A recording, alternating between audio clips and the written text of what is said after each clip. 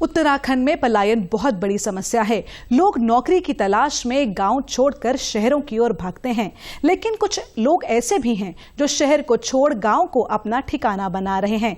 केवल ठिकाना ही नहीं, खुद के लिए रोजगार के साधन भी जुटा रहे हैं और साथ ही अपने साथ अन्य लोगों को भी रोजगार दे रहे हैं।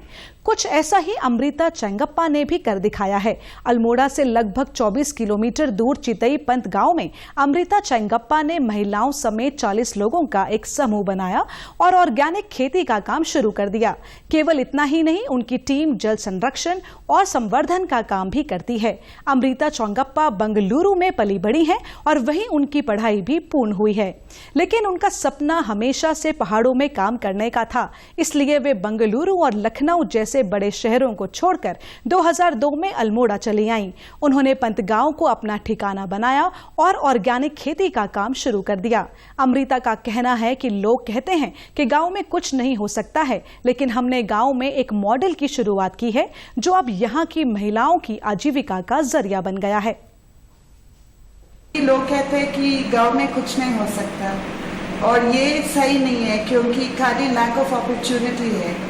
और यहाँ पर हम एक सक्सेसफुल बिजनेस चल रहा है जिसमें सब इस गांव के लेडीज लोग को रोजगार मिल रहा है। और हम लोग ऐसा मॉडल किया कि हम लोग विलेज में कैसा फिट करता है। बात नहीं है कि हम बाहर से आए हैं और हमको सब पता है कि ऐसा चलना है। ये सोच था कि हम उनका डेली लाइफ को डिस्टर्ब नहीं करना है, पर उनको काम मिलेगा जब हम विलेज में हैं। आज उनका समूह ऑर्गेनिक साबुन, हर्बल कॉस्मेटिक समेत कई उत्पाद बना रहा है जिनकी देश भर में अच्छी डिमांड भी है। यहीं पर फैक्ट्री में जर्मनी में बनी आटा पीसने की मशीन भी लगाई गई है, जिसमें पिसाई के बाद ठंडा आटा आता है, जिससे उसकी पौष्टिकता बनी रहती है।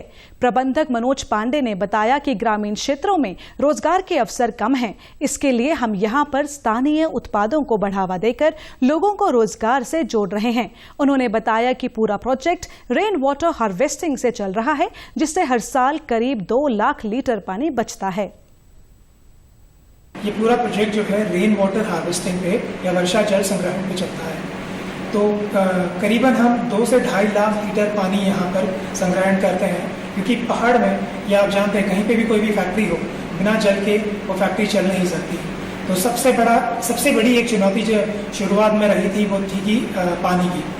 आप एक बड़ा प्रोजेक्ट करना चाहते हैं पर बिना जल के आप ये कर नहीं सकते हैं। तो सबसे पहले हमारा ध्यान इस पर केंद्रित हुआ और हमने वर्षा जल संग्रहण पे सफलता प्राप्त की है। और हम हर वर्ष तकरीबन 2 से 2.5 लाख लीटर पानी इकट्ठा करते हैं और पूरा प्रोजेक्ट जो आप ये देख रहे हैं, चाहे वो कॉस्मेटिक का हो या किसी और चीज़ का, पूरा प्रोजेक्ट जो है वो वर्षा जल संग्रहण पे ही चलता है। इतना ही नहीं, यहाँ आकर देश विदेश के कई लोग हर्बल उत्पादों पर रिसर्च भी कर रहे हैं। संस्था से जुड़ी अमिता टमटा का कहना है कि संस्था में काम करने से उसे काफी कुछ सीखने के साथ ही रोजगार भी मिला है। गांव की महिलाएं रोजगार मिलने से बहुत खुश हैं। मेरे को यहाँ पे काम करते करते लगभग 10 या 12 साल हो चुके हैं। मैं यहाँ पे कैंडल का काम भी करती हूँ और फूड पैकिंग भी करते हैं और साबुन भी पैक करते हैं। और हम यहाँ पे काम करते करते लगभग हो ही गया, हमको इस काम से लाभ भी है। आज हम जो भी कर रहे हैं इस कंपनी की वजह से, जो भी हमारे घर में दुख सुख सब कुछ हमारा इसी कंपनी से चलता है।